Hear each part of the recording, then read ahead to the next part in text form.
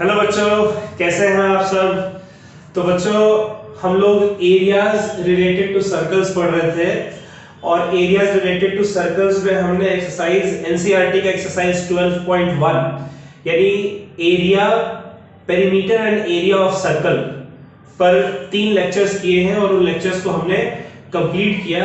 आज एक नया एक्सरसाइज यानी एक्सरसाइज 12.2 आपके एनसीईआरटी के हिसाब से जो एक्सरसाइज 12.2 है उसको हम लोग शुरुआत करने जा रहे हैं। बच्चों, आपका जो एनसीईआरटी का एक्सरसाइज है 12.2 उसमें सेक्टर और सेगमेंट दोनों की बात साथ साथ की गई है, यानी उसी एक्सरसाइज में सेक्टर के बारे में बताया गया और उसी एक्सरसाइज में सेगमेंट के बारे में बताया गया। राइट, तो हम लोग क्या करेंगे, हम लोग सेक्टर को अलग से पढ़ेंगे और सेगमेंट को अलग से पढ़ेंगे। तो आज का जो हमारा टॉपिक है वो है sector of circle and it's area. एक सर्कल का सेक्टर और उसका एरिया, ठीक है, उसके बारे में हम लोग पढ़ेंगे। क्लियर है बच्चों। तो सेक्टर पे बेस हम लोग आज थोड़ा थ्योरेटिकल कॉन्सेप्ट हम लोग इकट्ठा कर लेते हैं, उसके बाद फिर अगले लेक्चर में हम लोग क्वेश्चन सॉल्व करेंगे इसके। ठीक है, तो चलिए शुरुआत करते हैं। Sector of circle and it's area, इसकी शुरुआत करते हैं। देखिए, मैंने एक सर्कल आपके सामने बना रखा है, ठीक है, एक सर्कल जिसका सेंटर O है और जिसका रेडियस स्मॉल r है। क्या किया बच्चों, हमने एक सर्कल कंसीडर किया है जिसका सेंटर O है और जिसका रेडियस स्मॉल r के बराबर है। क्लियर है। अब इस सर्कल में ना मैंने सर्कल के बाउंड्री पर 3 पॉइंट्स मार्क कर रखे हैं। एक पॉइंट है A, B और C। ये 3 पॉइंट्स मार्क कर रखे हैं जहां A और B नजदीक नजदीक प्रेजेंट है, C इनसे दूर प्रेजेंट है। तो मैंने क्या किया, A पॉइंट को सेंटर से ज्वाइन किया, रेडियस के बराबर है, और B पॉइंट को भी सेंटर से ज्वाइन किया, ये भी रेडियस के बराबर है। ऐसा करने पर ये जो पूरा सर्कल है, इस सर्कल का कुछ ना कुछ पूरा एरिया दिख रहा है ना बच्चों, ये पूरा रीजन आपको दिख रहा है सर्कल का। इस सर्कल को मैंने 2 हिस्सों में बांट दिया है। A और B को सेंटर से ज्वाइन करके मैंने इस सर्कल को 2 हिस्सों में बांट दिया है। एक हिस्सा हमारा है OAB, ये वाला हिस्सा जो कि डॉटेड लाइन से शो कर रखा है, और दूसरा हिस्सा हमारा है OACB, ठीक है, ये वाला हिस्सा है। क्लियर है बच्चों। तो ये इस तरीके से सर्कल को 2 हिस्सों में हमने जो बांटा है, रेडियस को सर्कल के 2 बाउंड्री पर जो 2 पॉइंट है उससे ज्वाइन करके मैंने सर्कल को जो 2 हिस्सों में बांटा है, जो 2 रीजन्स में बांटा है, इन रीजन्स को हम लोग सेक्टर कहते हैं। क्या कहते हैं बच्चों, सेक्टर कहते हैं। सेक्टर क्या है, सेक्टर वो रीजन होता है जो कि घिरा हुआ होता है 2 रेडियस और एक आर्क के द्वारा। ठीक है, जैसे इस छोटे वाले हिस्से को देखिए, इसमें 2 रेडियस है और AB एक आर्क है, तो ये जो रीजन जो ये बीच में आपको दिख रहा है ये एक सेक्टर है। ठीक है, वैसे ही 2 रेडियस OA OB और ACB भी एक आर्क है, बड़ा वाला आर्क है, तो ये हिस्सा भी आपका एक सेक्टर होगा। ठीक है, इस तरीके से ये बात समझ में आ रही है बच्चों। हमारे पास एक सर्कल है, जिस सर्कल पर एक सेंटर है O, रेडियस इसका R है, और इस सर्कल के बाउंड्री पर मैंने 3 पॉइंट मार्क कर रखा है ABC। A और B को सेंटर से ज्वाइन किया। ऐसा करने पर हमने इस पूरे सर्कल को 2 हिस्सों में बांट दिया है। इस सर्कल का 2 आर्क है, एक AB आर्क है और एक ACB आर्क है। AB छोटा वाला आर्क है, इसको हम लोग माइनर आर्क कहें। क्या कहेंगे बच्चों, माइनर आर्क। जो छोटा वाला आर्क होता है उसे माइनर आर्क बोलते हैं, और जो बड़ा वाला आर्क होता है उसे मेजर आर्क बोलते हैं हम लोग। ठीक है, तो ऐसा करने पर मैंने इस सर्कल को 2 हिस्सों में बांट दिया है, 2 रीजन्स में बांट दिया है। तो एक ऐसा रीजन जो कि 2 रेडियस कंसिस्ट करता हो और एक आर्क कंसिस्ट करता हो, तो 2 रेडियस और आर्क के बीच का जो रीजन है उसे हम लोग सेक्टर कहते हैं। ठीक है, तो यहां पर देखिए ये भी एक सेक्टर है और ये भी 2 रेडियस और ये आर्क, ये भी एक सेक्टर है। 2 सेक्टर में मैंने इस सर्कल को बांट रखा है। एक सेक्टर आपको छोटा सेक्टर नजर आ रहा है और दूसरा सेक्टर आपको बड़ा सेक्टर नजर आ रहा है। राइट बच्चों, ये छोटा आर्क जो है इसको स्मॉल आर्क, माइनर आर्क बोलेंगे, बड़ा वाला आर्क जो है इसको मेजर आर्क बोलेंगे। जो माइनर आर्क है उसने माइनर सेक्टर बनाया। क्या बनाया बच्चों? Minor sector. और जो बड़ा वाला आर्क है उसने रेडियस के साथ मिलकर मेजर सेक्टर बनाया है। क्लियर है? तो इसीलिए मैंने लिखा है सेक्टर, क्या लिखा है? The region enclosed by arc and two radius of circle. एक ऐसा रीजन, एक ऐसा हिस्सा सर्कल का जो कि दो रेडियस और एक आर्क, दो रेडियस और एक आर्क के द्वारा घिरा हो, उसे हम लोग सेक्टर ऑफ सर्कल कहते हैं। एक सर्कल में आपको दो सेक्टर मिलेंगे, एक माइनर सेक्टर मिलेगा और एक मेजर सेक्टर मिलेगा। माइनर सेक्टर क्या है? एक ऐसा सेक्टर, सर्कल का एक ऐसा सेक्टर जो कि माइनर आर्क के द्वारा बना हुआ हो। ठीक है? जैसे ये वाला सेक्टर अगर आप देखें तो ये सेक्टर में कौन सा आर्क है? माइनर आर्क है, छोटा वाला आर्क है। इसीलिए इस छोटे वाले आर्क और रेडियस के बीच का जो सेक्टर आपको मिलेगा उसे माइनर सेक्टर बोलेंगे। और जो मेजर सेक्टर मेजर आर्क जो रेडियस के साथ मिलकर सेक्टर बनाता है उसे हम लोग मेजर सेक्टर बोलते हैं। ठीक है? तो क्या लिखा है माइनर सेक्टर में? A sector of circle is called minor sector if minor arc of circle is part of its boundary. इस सेक्टर का बाउंड्री क्या क्या दिख रहा है बच्चों आपको? छोटे वाले सेक्टर का एक बाउंड्री दिख रहा है OA OB, ठीक है? दो रेडियस है बाउंड्री में और एक ये आर्क है बाउंड्री में। तो जो आर्क बाउंड्री में है इस माइनर सेक्टर के, वो माइनर आर्क है ना, तो एक सेक्टर को हम लोग माइनर सेक्टर तब कहेंगे जब उस सेक्टर के बाउंड्री में आपको माइनर आर्क मिले। और OACB ये वाला जो सेक्टर मिल रहा है ये मेजर सेक्टर है, क्योंकि इसके बाउंड्री में मेजर आर्क आपका आ रहा है। A sector of circle is called major sector if major arc of circle is part of its boundary. Clear है बात? चलिए ठीक है। अब जरा बच्चों हम लोग कुछ इंपॉर्टेंट पॉइंट्स हैं, उन इंपॉर्टेंट पॉइंट्स की बात कर लेते हैं। अगर आप माइनर सेक्टर को देखें तो इसमें एक एंगल बना हुआ है थीटा, राइट? माइनर सेक्टर में एक एंगल होता है थीटा, जहां थीटा आपका 180 से कम होता है, थीटा 180 डिग्री से कम होगा। तो दो रेडियस अगर आपको दिख रहा है और उसके बीच का एंगल अगर 180 डिग्री से कम है, तब ये जो पूरा हिस्सा जो आपको मिलेगा ये आपका माइनर सेक्टर होता है। जनरली आपको यही एंगल थीटा मेंशन्ड होगा। ठीक है? मेजर सेक्टर का जो एंगल है वो थीटा आपको मेंशन नहीं होता है, लेकिन हम लोग जानते हैं कि पूरा सर्कल का ये पूरा जो एंगल है वो 360 है। तो अगर ये थीटा है तो ये वाला जो एंगल है वो 360 डिग्री माइनस थीटा होना चाहिए, राइट? लेकिन 360 डिग्री माइनस थीटा आपको मेंशन नहीं रहता है जनरली, इसलिए मैंने लिखा है कि minor sector has angle theta, जहां थीटा 180 से कम है। मेजर सेक्टर में कोई मेंशन्ड एंगल नहीं होता है, लेकिन हम लोग जानते हैं कि मेजर सेक्टर का एंगल 360 डिग्री माइनस थीटा के बराबर होता है। ठीक है?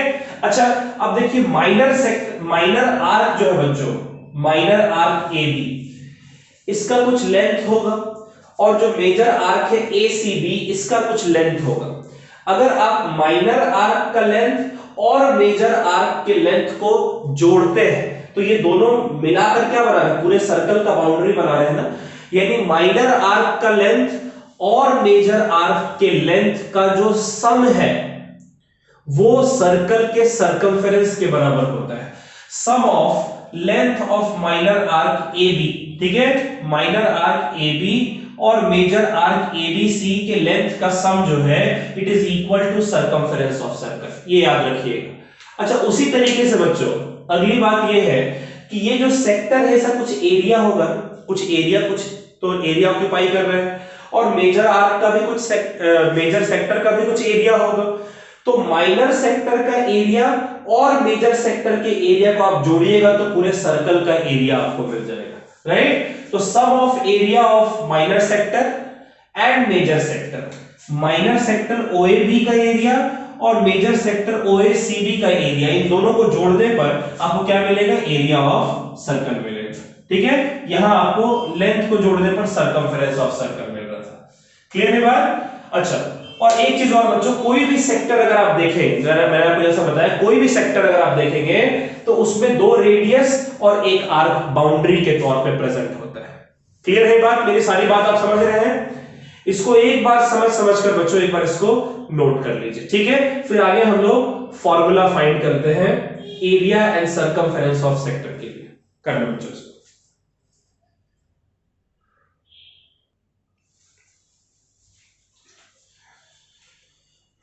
चलिए बच्चों, हम लोग सेक्टर के एरिया की बात करते हैं, ठीक है?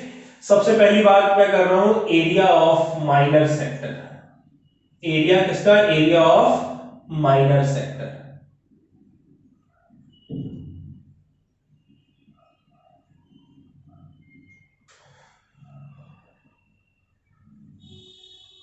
एरिया ऑफ माइनर सेक्टर मैं फिलहाल बिना प्रूफ के आपको ये लिख कर दे रहा हूं, ठीक है? एरिया ऑफ माइनर सेक्टर जो हमारा है, ये हमारा होता है theta upon 360 degree into pi r square.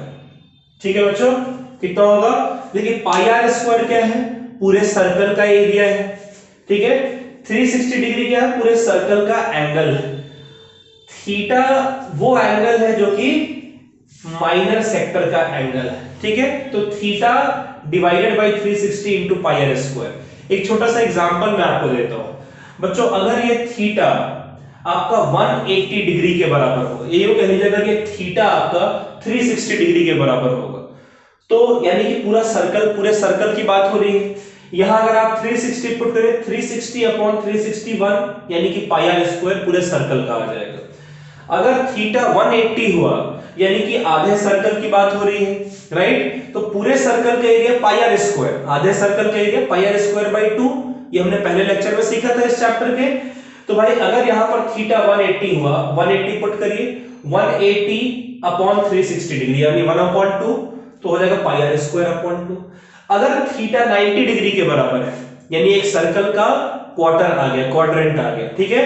तो उस केस में कितना होता है? पाई आर स्क्वायर बाय 4। ये मैंने बताया था आपको। यहां थीटा की जगह 90 पुट करिए, 90 अपॉन 360 1/4 तो पाई आर स्क्वायर बाय 4।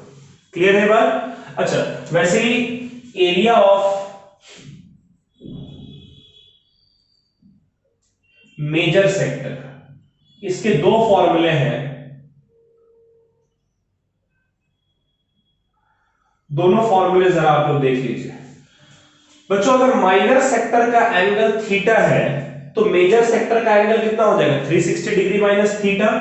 तो जैसे माइनर सेक्टर का एंगल थीटा, तो हमने यहां थीटा रखा था। मेजर सेक्टर का एंगल 360 डिग्री माइनस थीटा है, तो मैं यहां पर रखूंगा 360 degree minus theta upon 360 degree into pi r square. Clear है बात? अच्छा, एक और फॉर्मूला है, एक और फॉर्मूला है। ये फॉर्मूला भी आप चाहे तो इस्तेमाल कर सकते हैं बच्चों। मेजर सेक्टर का एरिया कितना होगा? पूरे सर्कल के एरिया में से अगर माइनर सेक्टर के एरिया को हटा दें तो क्या बचेगा? सिर्फ मेजर सेक्टर का एरिया, यानी पूरे सर्कल का एरिया है पाई आर स्क्वायर। इसमें से area of minor sector minus कर देते हैं, एरिया ऑफ माइनर सेक्टर, यानी कितना हो गया ये? Pi r square minus minor sector का एरिया था theta upon 360 degree into pi r square. Right बच्चों? यहां से पाई आर स्क्वायर आप कॉमन ले सकते हैं तो हो जाएगा पाई आर स्क्वायर इंटू, यहां से पाई आर स्क्वायर निकाला तो 1 बचा, माइनस ये कितना हो गया? Theta upon 360 degree. राइट? और अगर आप एलसीएम ले लें तो देखिए ये वाला फॉर्मूला आ जाएगा, 360 degree minus theta divided by 360 degree into pi r square. Right? LCM लेकर देख लीजिए, आपका सेम यही रिजल्ट आ जाएगा। ठीक है बच्चों? अच्छा चलिए, ये तो सेक्टर के एरिया की बात हुई। अब जरा सर्कमफेरेंस की बात कर लेते हैं। सर्कमफेरेंस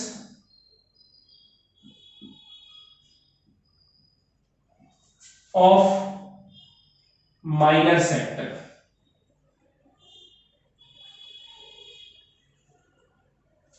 अच्छा, सरकमफेरेंस सेक्टर का सरकमफेरेंस मतलब इस सेक्टर का जो आर्क है उस आर्क के लेंथ की बात कर रहे हैं। माइनर सेक्टर का सरकमफेरेंस कितना है? A B. ये कितना था बच्चों? ये था आपका area of O A B, और ये कितना था? Area of O A C B, right? तो सरकमफेरेंस ऑफ माइनर सेक्टर कितना आएगा देखिएगा, theta upon 360 degree into 2 pi r. भाई देखिए, एरिया निकालना था, थीटा अपॉन 360 डिग्री को सर्कल के एरिया से मल्टीप्लाई किया। यहां पर सरकमफेरेंस निकालना है तो थीटा अपॉन 360 डिग्री को सरकमफेरेंस से मल्टीप्लाई किया। क्लियर है? उसी तरीके से area circumference of major sector देख लेते हैं। सरकमफेरेंस ऑफ मेजर सेक्टर, इसके भी दो फॉर्मूले बनेंगे बच्चों, वो दोनों सेम फॉर्मूले हैं, बस अलग अलग तरीके से हम लिख रहे हैं। मेजर सेक्टर का आर्क क्या है? ACB, इसी का लेंथ चाहिए ना, सरकमफेरेंस ऑफ मेजर सेक्टर यही होगा ACB। ये आपका हो जाएगा, इसका एंगल कितना बन रहा है? 360 डिग्री माइनस थीटा, राइट? तो 360 degree minus theta upon 360 degree into 2 pi r. Clear है? या फिर आप इसको ऐसे भी लिख सकते हैं, दूसरा तरीका है कि जो लेंथ ACB है ये कितना हो जाएगा, जो पूरा सरकमफेरेंस है इसमें से AB के लेंथ को माइनस कर देते हैं, यानी कि 2 पाई आर माइनस